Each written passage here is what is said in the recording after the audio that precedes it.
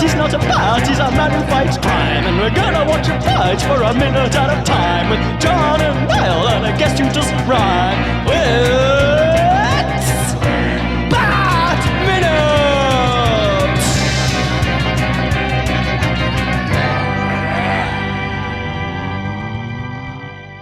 Hello, and welcome once again to another week of Bat Minute Forever, the podcast where... So we're willing to waste our lives talking about Joel Schumacher's 1995 film, Batman Forever, 1 minute at a time. I am one of the hosts, Niall McGowan. And I, the host that has slowly become your whole life, I'm John Parker. See, and I don't know why. Yeah, here's what's going to happen. So we're here too. Hey! I don't know if you're... this is Jessa. No, this is Murren. And that's Jessa. Hey. Hi. Hey, you can switch if you want, whatever. That's one of our superpowers. We can just switch back and We're like forth. the Wonder Twins. Yeah. We actually got in some DC superheroes to talk about a DC superhero movie. So yeah, the Wonder Twins, Murren Kennedy and Jessa Lowe. Hey! Woo! All the way from Point Break Minute. Oh, yeah. The couple years deceased Point Break Minute. Oh, well, man. ended. It sought its revenge, and it felt empty, and it just decided to end. Yeah. I see at one point though, you like on Facebook, you put up something about like no longer the host of Point Break Minute. It's like the show still exists, Murren. It's like you I are did do it. Yeah. You are like it's like it's like the Overlook Hotel. Like you've always been the host of Point Break Minute. You will I always. suppose that's a good way to think of it. I've always been there. You cannot escape it. But yeah. So today we're here to talk about minute 70 of, well, actually it is quite a lot of a kind of a sunnier version of Batman in compared, because you guys, it was always a real contrast in previous seasons, because you guys were in like, oh, the sunny beaches of Point Break, and then going into the twisted, like neo-noir gothic nightmare of Gotham. This is kind of a little bit more like lively and Point Break-ish, kind of, very vaguely. But, We'll get there in a minute. The first minute is very shadowy. Yes. Yeah. Minute 70, which begins with Dick talking to Bruce, and it ends a minute later with Dick talking to Bruce. It's like, what a journey we go on throughout this whole minute. Oh, but by the end, they realize, we're not so different, you and I. I have to say, though, like, we've had a lot of ups and downs with the movie, and like we've had guests come in and completely trash the whole thing and be like, oh, it's terrible and stuff like that. And other people come in who have a lot of affection for it. And as much as, like, we've enjoyed ribbing Chris O'Donnell throughout all this and whatnot, and talking about how bland Val Kilmer is as Bruce Wayne and whatnot. Yeah. Like, this scene to me, like, it all kind of works, though. Like, I'm actually, this whole sequence, I'm like, yeah, this clicks for me. And it would be better if it was a younger kid, and it would be better if Bruce Wayne had more emotion about him. But again, I think it's because of the choices made. It's just like Val Kilmer's playing him as a man who's dead inside, so he's barely emoting. And Chris O'Donnell is just, the clearly, 32-year-old man that they cast as a teenager and stuff. But beyond that, the content of the actual what they're saying is pretty good to me. Yeah, I'm more or less with you. No. Yeah. I think so we watched this movie for the first time last night. This was the only live action Batman movie that I'd never seen before. Oh, whoa. Wow. I've seen Batman 66. I've seen the Tim Burtons. I've seen Batman and Robin. I've seen the Nolans. And then I will see The Batman. That is not out yet. Am I missing anything? Oh, the Affleck movies. Oh, Affleck. I've seen Batman v Superman. I've seen Suicide Squad. Actually saw that recently, which has Batman in it. Yeah. So this was the only one, I think. I've seen the Joker. The Joker has a young Batman. So this is the only live action Batman I've never seen before. So now I've completed the cycle. Oh, that's thrilling to me. Yeah, but as a fresh viewer, like both of you, like as full-grown adults coming to Batman Forever, what did you both make of it? Like, what was the verdict? Well, I really dug the costumes. I was 100% there for that. Apparently I'd seen it before, according to my Letterboxd, but I have no recollection of watching it. That could be a good thing. But that happens to you sometimes. That happens to me quite You frequently. Eternal Sunshine movies, speaking of Jim Carrey. Yeah. That's a great just, power. unintentionally. Yeah. But yeah, I'm certain I'd never seen this before. I was disappointed in how little Kiss from a Rose there was. This is not. I would say it's not in this minute, but it's really not in any minute until the very, very end. No, it's delayed gratification. So I feel like it's okay for anyone to talk about it at any time, and they don't even play the whole song. So I wanted it to be like. It's like the Itchy and Scratchy and Poochie show where you're just waiting for them to get to the fireworks factory. So like in the middle of the movie, everyone in the audience is going like, when are they gonna get the Kiss from a Rose? That's basically what Jessa was doing. She would be like, oh, that would have been a good moment for it. That would have been a good moment. They could have started it there. And I was kind of with that. I wanted to hear like the whole song as like a montage just in the middle of the movie. Hell yeah. It's a real shame because it actually fits the themes of the movie, I think, weirdly. Yeah, it does.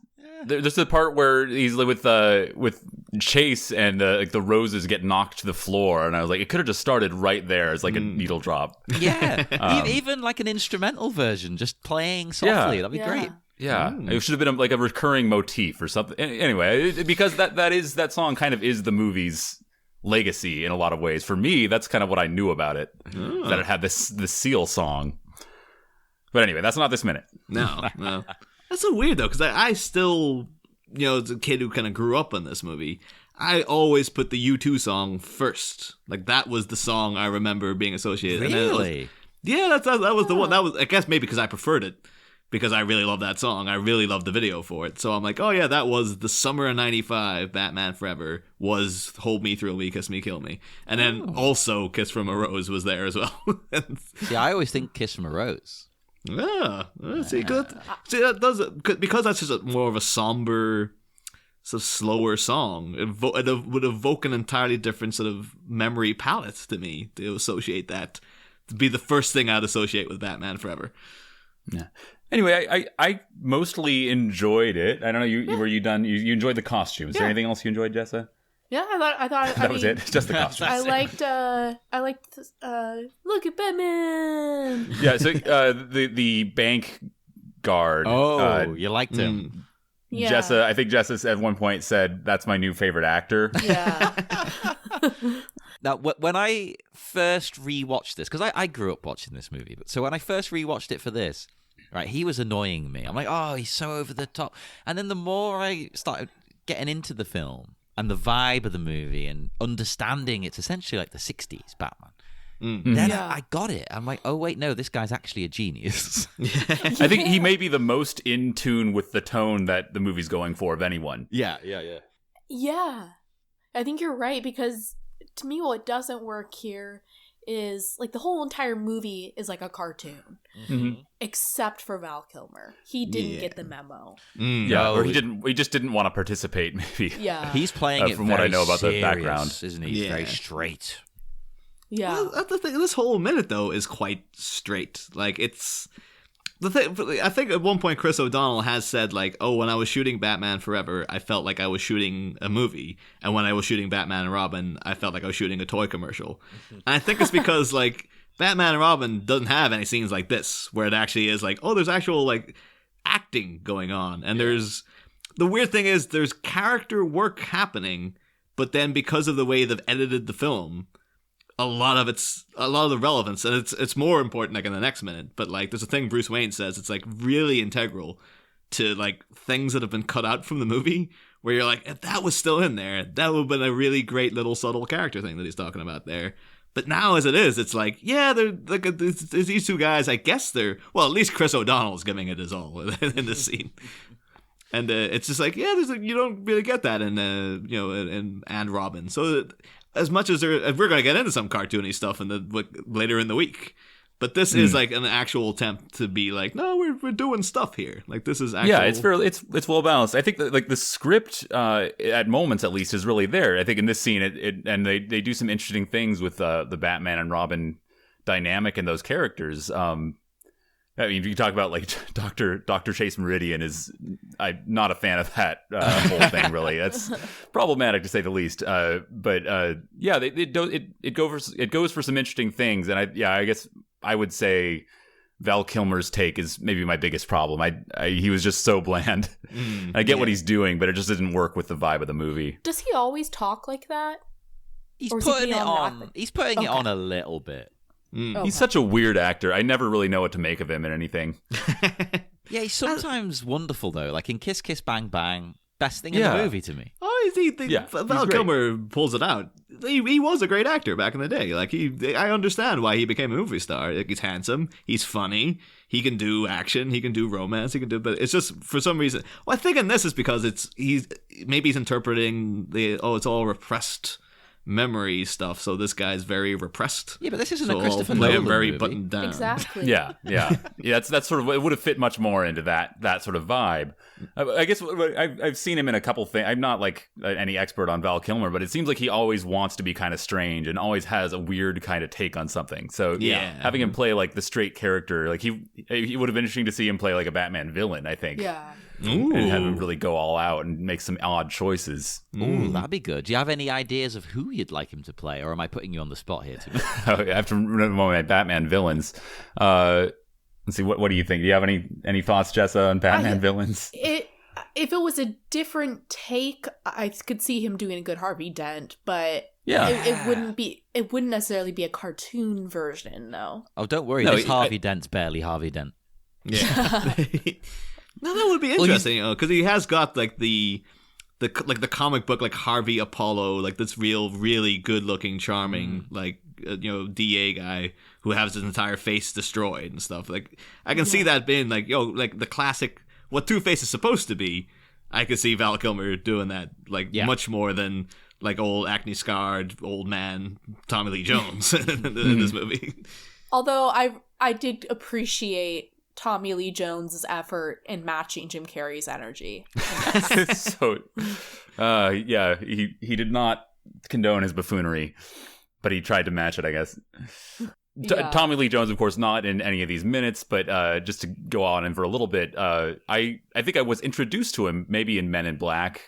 And then, I know him from, No Country for Old Men, the stuff like that, where he's playing it really low key and kind of this gravelly, this old guy kind of gravitas. Yeah, and that's what I thought he did. And then I realized, he did stuff like this, and Under Siege and things like that, where he's really going all out and hamming it up. And it's it took him a little bit to find his best look, and it was after this. I do as well, though, appreciate the effort. He shouldn't necessarily be doing it, but he is putting the work in. He's going all out. Yeah, he's going all out, and you got to respect that.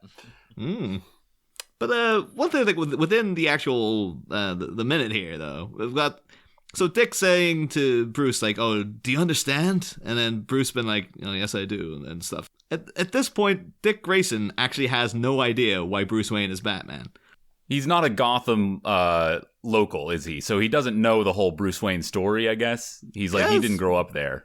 That is true. But at the same time, you think that would be one of your first questions, really. You would be once you discover the Batcave, you'd be going to the butler he's Batman? Why is he Batman? What happened?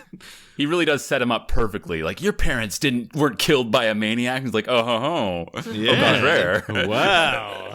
Yeah.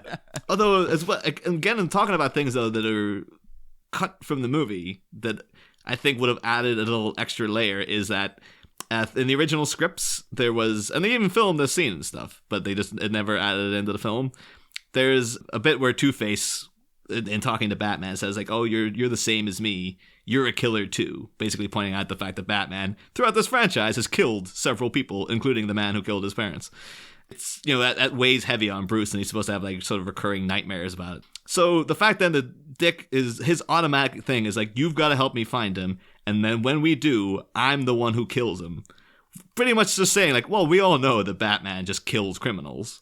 Him to say that to Bruce Wayne, if he has that on his mind, that'll be very kind of triggering to him, because it's just yeah, everyone just assumes I'm a killer now. Oh yeah, thanks very much, Dick.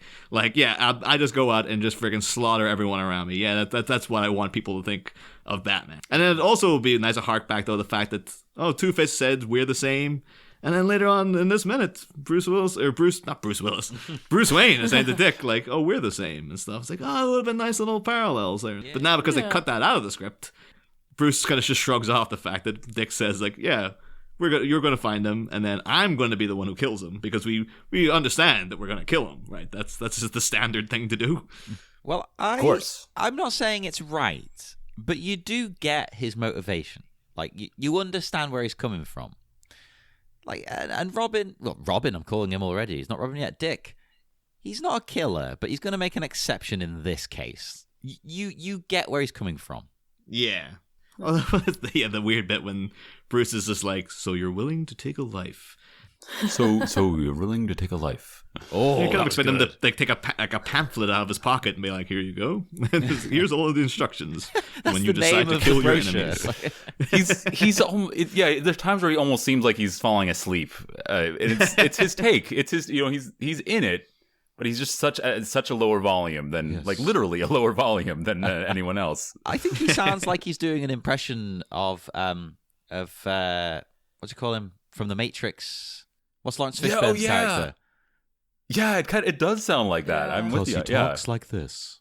The voice is always going to be, and it almost sounds like Adam West, like this very sort of like very gentle kind of will-o'-the-wisp voice, like so you're willing to take a life, old chum.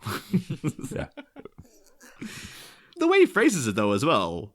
I think this must have been a real late addition because there are a couple of little changes to like all the scripts. Like this, I've never seen this scene written down exactly the way that it is in the movie. So I think they were revising things up until like the day of shooting. But the way that he says like, then it will happen this way. I was like, that's such a weird phrasing to say things. Like, so Murren, you came to me and you're like, I'm starting a podcast. I'll be like, well, then it'll happen this way. You'll need to get a microphone. This is what's going to happen. You're going to be really excited at first. Then you'll realize how much work it's going to be. And then you need to learn how to drift. That's the most important part of any podcast, not just a Fast and Furious podcast. Drifting is important. Yeah.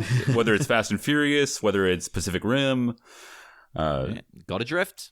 Speaking of drift, we just brought up my Cast and the Furious podcast. There's a little bit of a connection. We're hanging out with Chris O'Donnell, who later in his career would be an NCIS. And we were just hanging out with Lucas Black, who also became an NCIS. Chris O'Donnell is at NCIS LA, and Lucas Black is on the Nolans version because he's a Southern boy.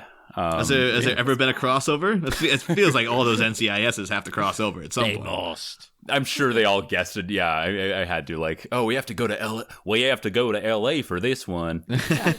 For some unexplained reason. Yeah. It turns out like the commissioner of New Orleans is Val Kilmer, and he comes out like, well, so it'll happen this way. You'll go and meet this kid. He'll tell you he's 17, but he's clearly like 42. Val Kilmer's just doing his Mark Twain impression. So go ahead. Well, that's right, because Val Kilmer is like bizarrely, like he's obsessed with Mark Twain. Did you know that, Murren? Yeah. He has a solo show. Yeah. He did a whole show as Mark Twain. Yeah.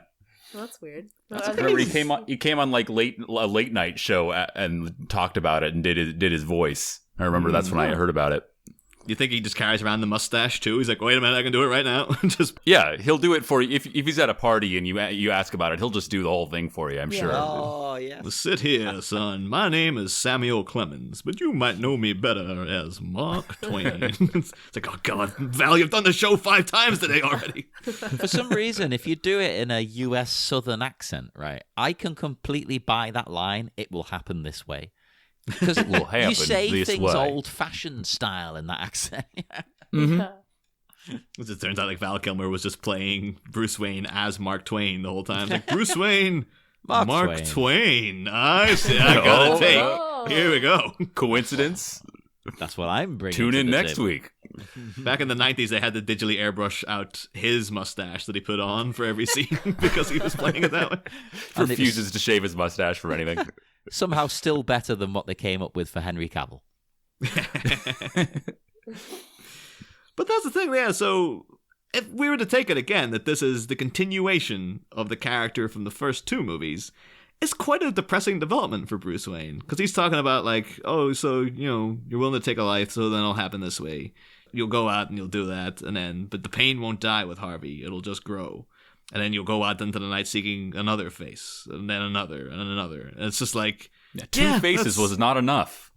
Yeah, exactly. So to consider then like, oh, the happy ending we got in '89 is like, no, didn't do anything for the guy. Like, this is the life of Batman is one of just continued misery. And, if you really are thinking of it as the same character, like Michael Keaton had this, he was definitely had some screws loose in his, as Batman, which I love, but he had this he had an energy to him. He was alive, and then you see it as like the progression is he just loses that, and he's just dead inside now. It is kind of sad to think about. I kind of love that though, because I mean that might happen with this character, because he's taking care of the guy who killed his parents. What's he got left? Yeah, it's not unbelievable. It's just kind of sad. It has me thinking, what would Batman be like if it was done in the style of a Korean revenge drama, like I Saw the Devil or something? Oh. Wouldn't that be super interesting? Yeah. I want Korean Batman. Yeah. Yeah, that'd be great. It's just like every movie is just him torturing Jack Nicholson over and over and over again. Yeah, you could almost just do that movie, like with that guy, with Byung-Hun Lee. Yeah. The beautiful I Saw the Devil, man. Yeah. But again, though, in talking about things that are cut from the final script and stuff, because I don't know, what's the thing, though, as you guys now come into this as fully formed adults, what do you think all the Red Book stuff is about? Like, how, not walking away not knowing anything else about the movie, like, what was your understanding of Bruce Wayne has repressed memories and there's a red book in it? What do you think that is? I totally missed that. Like no idea what you're talking diary, about. Right? Okay, sure. I think it's like his dad's diary, and he wrote in it every day until he died, and then he was sad because he never wrote in it anymore. Yeah, well, I think that's what they leave you with in the film. The thing is, in the original production of it, Bruce Wayne's all his repressed memories are revealing that in his dad's diary, his last entry says that we wanted to stay in tonight, but Bruce insisted we go out to this movie. So we had to take him out. And he's repressed that as that's the reason his parents died. So then when he says here now, he's like, oh, you'll go out looking for another face and then another. And then revenge will become your entire life. And you won't know why. It's because he's repressed the memory of the fact that he feels the guilt of his parents' death. He's weighed the responsibility on himself. So when he took out Jack Napier in the first movie, it didn't matter because it wasn't Jack Napier he blamed. Internally, he was blaming himself the whole time, but he just didn't know. So revenge has become his whole life, and he doesn't understand why, because all that revelation is hidden deep within him, and then Chase Meridian's supposed to coax it out of him later in the movie, which is pretty good character stuff, if you ask me. Yeah. It's like, Yeah. wouldn't that be great if that was in the movie? or he could just have a bat inside his head. Literally. Literally just in a bat. Yeah. I mean, I would go with either. I'm happy with any of those options. Yeah.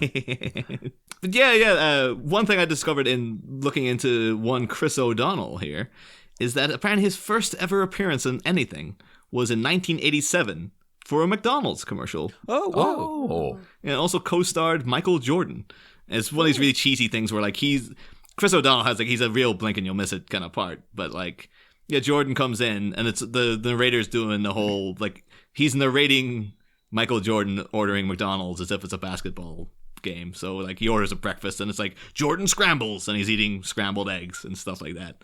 And he walks out with his egg McMuffin and he's like, and there's still time on the clock and all this sort of stuff. But it was just weird. It's like, oh, Chris O'Donnell's in him because McDonald's has such a stranglehold over this movie. Now I'm like, is Chris O'Donnell like a sleeper agent for McDonald's? Is that why he's there? He was there to keep an eye on the whole movie or something? He's representing the brand. His name was originally Chris McDonald, but he had to change it slightly so it wouldn't be so obvious. Oh my god, we're on you, the Mackie D's. We're on to you, Ronald. Because that is true though, that McDonald's had. I don't know if you guys know this, but McDonald's were, of course, furious with Tim Burton for the last movie. Yes. Because of all the weird, crazy, inappropriate stuff that's in there. Yeah. And apparently in this movie, in order to get them back on brand, McDonald's did have script approval. Oh. And actually, interesting, Jessa, apparently they also had approval over the costumes. So if anyone wants to blame the world for the nipples on the bat suit, McDonald's could have said no. but they pushed on anyway. So Wait, who on earth is not into the nipples? Come on. That sculpted butt piece. Yeah. Lots of close-ups of the butt and the crotch. Yeah. The cod pieces in this are very prominent. Yeah. Oh, yeah. But then I also then did some little digging into the McDonald's adverts for Batman Forever, because then they did have a whole tie-in with these glasses and stuff they sold that people really, really loved, like actual proper glasses you could buy that had like the characters etched in them that apparently are still, a lot of people are like, I still got mine. They lasted for 25 years. They're that good and stuff. But the first advert though was this really bizarre, like it's advertising a thing called the Superhero Burger, and it's all footage of Batman Forever throughout the ad. But then the guy narrating it, it's as if he's narrating like a porno, basically. Why is he that into the burger and its juicy dripping meat? Well, but it comes on. It's all like, it's like a slow jazz funk soundtrack. This is over footage of Batman Forever, mind you. And he's all like, put on some fresh skin, slide into your ride, and jet for a super break. Taste of the month is Mad Fly. I'm getting hot. It's like a sex scene in a blaxploitation movie or something. It's the same kind of vibe. Like it was just bizarre. Oh my! It almost wouldn't be surprised if they had that was for a different advert, and then somehow in the editing they managed to put the audio for a different thing on the Batman Forever one. Sure, yeah. It just went out and they're like, well, oops. Well, again, what we know of Joel Schumacher and his sexual prowess, I mean, he probably demanded that the ad was like that. Sure. Yeah. Oh, yeah. He slept with 14 million people or whatever. What? Pretty much. Yeah, Joel, did you not hear that? Like, recently, Joel Schumacher, I'm sure you've talked about this already, but Joel Schumacher, in an interview, said he's slept, I don't remember the number, but it was like thousands. Like, I've slept with like 100,000? Yeah. I think he said 100 or 200,000 people. Or 200,000 people. Give or take 100,000 people. Yeah, after the first 50,000, you stop counting. Yeah, it'd be hard to keep track. I'm sure that was, many multiples at a time to get that number. So it would be hard to sort of keep track of like where one, it becomes a blur. We literally can't go an episode without bringing this up because it's the funniest thing that's ever happened. It's insane. Well, once you realize how sexually charged he is, everything in the movie becomes sexual then. And it's probably intentional on his part because it's like, that's Joel Schumacher. He's just got f***ing on the head. Like that's all he's about. He just wants to see that butt. Yeah. Just gotta have the butt. So then when they're like, Joel, can you direct us a McDonald's ad about, I think the Superhero Burger apparently had 3 patties, Monterey Jack and American cheese melted in a hero bun. He's like, I can make that sexy. Just don't you worry about it. And then they delivered the advert and they're like, no, that's not what we wanted, man. Hey, what is sexier than melted cheese? Creamery aphrodisiac. Butter. Oh, yeah.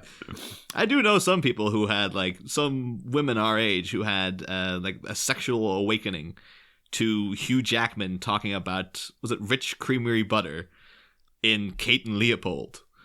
There's a bit where, like, his character is forced to, like, he's hired to do, like, an advert for rich creamery butter, and because it's Hugh Jackman and he's, like, an English toff, he's all, like, rich creamery butter.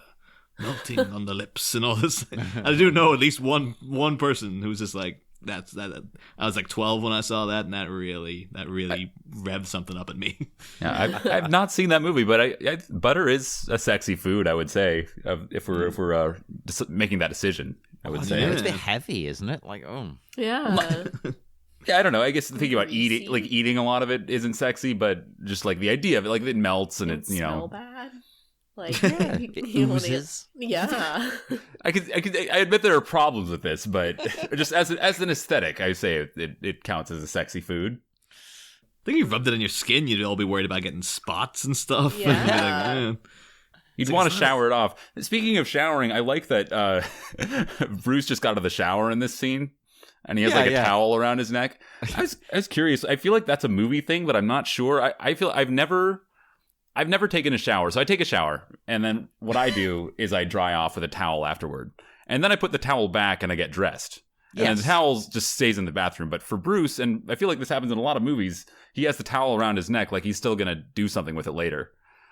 And I was curious if anyone else does that. Like you take the towel for a ride after your shower, and just wear it Maybe- around. I was slightly worried when you said there because initially you said I've never taken a shower, and then you stopped, and I was like, "Oh, Jessa, you poor woman, what are you living with?" Hey, you could be into all kinds of strange bathing. You could go to Turkish baths and whatnot. Yeah, could be like Yeah. Catwoman in the I last movie. schwitz. That's yeah. Yeah, there you go. Yeah. But no, I've never done this. Maybe it's to do with his hair. Does he have to let it like naturally dry and then give it a little rub? Me Maybe. and Niall are both bald, so this doesn't help. No. Yeah, I have hair. I've never. Maybe I should be doing that. I don't know. Maybe it helps. What, Jesse? You're a hairstylist. Oh, there you go. Well, I mean, it frizzes out your hair if you're rubbing a towel on it. You're not supposed to rub towels on your hair. There you go. Your hair is breakable, so that also can damage the follicle. So Oh, maybe I'll start trying this then. no, you don't want to start trying it because it'll. No. What I do now currently is I dry my hair with a towel. Oh yeah. So if I shouldn't be doing that, maybe I should be doing what Bruce does and just dry the rest of myself, Yeah. and then Yep. just have the towel and just sort of pat it dry Yeah, as I that's for what the you're next supposed to couple minutes. Yeah, And it's okay. also there to catch drips. Yeah. Okay, now it's all making sense And to me. I'm glad. otherwise- I've really learned something from this podcast episode now. Also, It's an otherwise, informative show. Yeah. Otherwise, how would we know that he's taken a shower? He would just be like walking in with wet hair, and he'd be like, "What?" Hey, that doesn't stop why- the Fast and the Furious. Everyone's wet. That's Yeah. true. That is a very wet. Yeah, you just movie. spritz down with some baby oil. But why do we need to know that he's just taken a shower? So we can think about him naked. I think that's it. Joel Schumacher. It did put like a thought in my head, like this scene could just turn into like, hey, why don't you, hey Dick, why don't you join me? I still got the water running. We could take a bath, or it makes you think about that sort of thing. That'd be great. You'd be like, hey, you've just had a shower. Yeah, I can always go for another. It's fine. Yeah. That's why I'm wondering if he did have a shower, though, because the previous minute we saw him in the Batman outfit walking in, and then Dick talked for a little bit, and now he's come out like this, and it's like, that could have been like a really quick shower, or it could be he's that sweaty a guy. That like and in that rubber outfit, this is how you come out. Like it's like, oh yeah, every time you're just absolutely drenched. When I dressed as Catwoman last Halloween, when I eventually peeled that suit off, good lord. Yes, that was a sweaty. I had to jump in the shower at like 4 a.m. Maybe that's why he's doing this too, Dick. He's like, he's showing him the results. He's like, you see how sweaty I am. You see what life. Here's you'll what's lead. going to happen. You're going to put on that rubber suit, and you're going to be so sweaty. It's just going to be horrible. You don't want to do this. This is That's the your whole you're life. choosing. Your whole life becomes sweat and rubber. This is sounding erotic again. Do you know how much talcum powder I have in this cave? Oh my god. I do like his delivery though, I think, throughout this, because I think in this scene it works because it's emotional yet detached, which is kind of the way this Bruce is supposed to be, sort of detached from reality. Because he knows how people should feel and act, but he can't do that. It's almost like what was it that movie that came out recently, Thoroughbreds, with Olivia Cook. And then she's supposed to be like, oh, she keeps saying she's a complete psychopath. She's like, I have no empathy for anybody and whatnot. And she's completely emotionless the entire way through the movie. But you see her on occasion, like, practicing how to smile and be friendly in a mirror, because all she knows is just like, I've watched people, so I know how to pretend that I'm a normal person, but I am not in any way a normal person. Maybe that's what his voice is. That like he's like, yes, I am a normal human man. I know how to talk to people and interact. Like it's just like he's practiced this. Like it's like normally he just sounds like this screeching, like horrifying voice that like, oh my god, like all the trauma that comes through. Or he's like, he just like needs to practice. Like bring it down. Use your voice to put people at ease. Keeps him calm. The next movie, he's played by Gilbert Gottfried. Just like, oh, finally getting over my parents' death. Oh. Oh my god, I need that. You know that app, Cameo? Have you seen it? No. No. Oh, well, it's like you can pay celebrities to send you like a birthday message or whatever. Oh, yeah, I've heard of that. Yeah, Val Kilmer is on it, actually, despite his health problems. But also available on Cameo, you can get a birthday message from Gilbert Gottfried if you want. Oh, do you think we can send him the script and just make him say, like, oh, so you're willing to take a life? Well, then it'll happen this way. You can also get Robert Wool. Ooh, really? Oh, big score. Yeah. Oh, Mackie, you think we can trick him into recording an entire episode of Batman and then Well, just say it was a cameo? he was going to come on Batman in season 1, and then he stopped replying. Yeah, well, that's why I'm still trying to skewer that white whale. I'll get you someday, Wool. But again, though, in harking back to previous movies, though, we are to once again take this to be the same character from the previous 2 films. I do like there's a little connective tissue when Dick obviously says, like, oh, your parents weren't killed by a maniac. And, you know, Bruce is like, yes, they were. And then the fact that he says, like, we're the same is like, well, who was the last person that Bruce Wayne said we're the same to? Was another, like, vengeance-fixated, rubber-clad vigilante person. And when he said we're the same to Selena Kyle at the end of the last movie, didn't work out too well. Like, that was his pitch then. So then seeing someone else who's in the same thing, like, oh, there's another person like me, very damaged, consumed with revenge. And I tried to reach out to her, and it just didn't work out at all. It just got worse, actively. So, no, I gotta turn this kid away. You could take it that way, if you wanted to see it in the grand continuity of the films. But, you know, I don't think that's what Joel Schumacher was going for. Well, give him the benefit of the doubt. McDonald's probably wanted as little connection as possible with Batman Returns. But yeah, that's all I got for this minute. Any of you guys, have you got anything about this minute that you want to, any other notes that you want to bring up anyway? Or? Yeah, I'm pretty much good. I'm sure someone's pointed this out before, but I really do like Chris O'Donnell's stud earring. Oh, yeah. I like. Yeah, we'll might talk as more well about this. I like Chris O'Donnell in this so far. So far I watched. I like Chris O'Donnell in this. I think he's. I can't think of a better fit. The only thing is, like, it is true that he does not seem like a teenager. But if they had just made him an adult Robin, then I think it would have been. I think it would have been great. I think he does a great fine, job. Yeah. Like, Bruce doesn't have to, like, semi-adopt him. He could have just moved in with Bruce because he's got nowhere to go. Yeah, It'd be fine. 2 bachelors living it up. Yeah. Yeah. just dudes being dudes. Yeah. But yeah, so if we're willing to move on, like at this point on a Monday episode, we always pose, in, you know, celebration of the Riddler, been in the movie and stuff, always pose a riddle to the guests to see if you guys can tackle it. I'm me, but I'm crap at riddles. So if you guys are willing, I will ask, riddle me this. Okay. I am taken from a mine and shut up in a wooden case, from which I am never released, and yet I am used by almost everybody. What am I? For God's sake. Taken from a mine. So my first thought is like a diamond, Yeah. but I think that they don't really get shut up in wooden cases forever, at least. You get coal from a mine, get gold. Now, what's from a mine? Something put into wood? Into wood. Like a wood. I hate this. Like a wood frame? No. Taken from is it like a different kind of mine? Do you want to Enjoy dead air, everyone. Well, I mean, you can mull it over for the week, and then Okay. we'll reveal it on We'll- Friday. We'll so. think about it and see if we can come up with something on Friday for sure. It probably will take a full week for us. Yeah. I think I've only ever got it right once, so don't worry. But if you get it right, you are exempt from a task at the end of the week. Oh, okay. That's an incentive. But we will depart. We'll head off into the dark, dark night. Would you both like to tell people where they can find you online and your works and whatnot? Sure.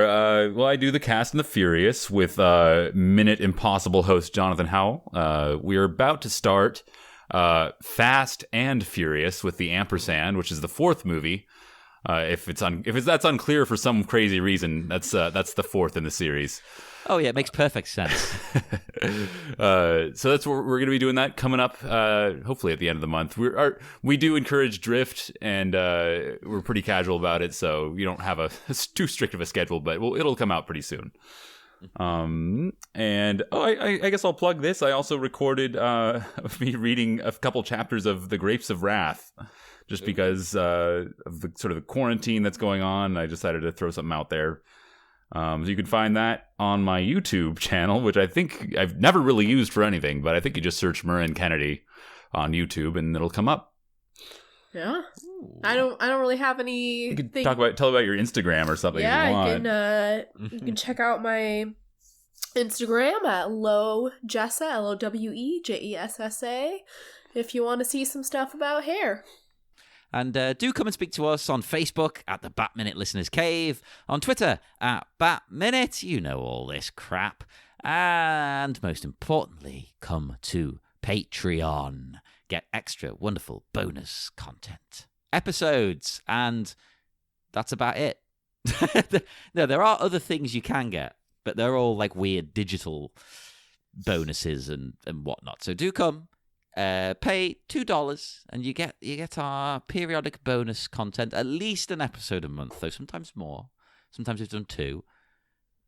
Have we done 3? I don't know. We just put them out, a minimum of 1, and then you just get extras when we feel like it. What more do you need? 1 should be more than enough. Well, with how long our episodes are, yeah, you don't want any more than 1. It becomes a challenge at that point. It does. It really, really does. So do that, and we will see you again on Wednesday for more Bat Minute Forever. Next time. Now, if you're blue and you don't know where to go to, why don't you go where fashion sits? A damaged delinquent, deprived of his dad and mum, delivers to the Dark Knight a daring ultimatum. The Caped Crusader has his work cut out with this commanding Snickle Fritz, but can the tension be cut by a convivial night at the Ritz? Find out Wednesday. Same Bat Pod, different Bat Minute. Ba-da-da, ba-da-da-da-da-da-da-da-da.